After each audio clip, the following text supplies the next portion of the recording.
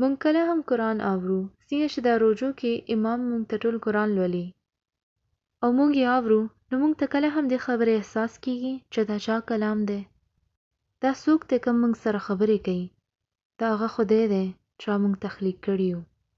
خو قسم په خدای مونږ په دې خبرې نه پوهیږو او مونږ خو یې سم اورو هم نه چې هغه څه وایي او مونږ ته څه ویل غواړي.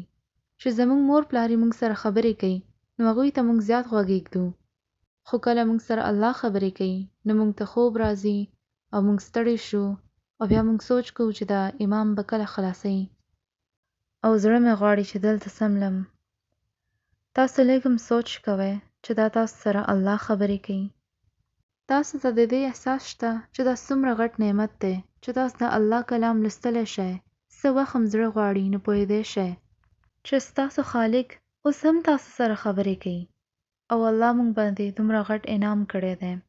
او الله په خپله د کتاب کې وایي، خپلې خبرو نه وایي ونزلنا علیک الکتاب، او ما تاسو باندې د کتاب نازل کړی دی تبیانا لکل شی، او دې کې هر څه شته.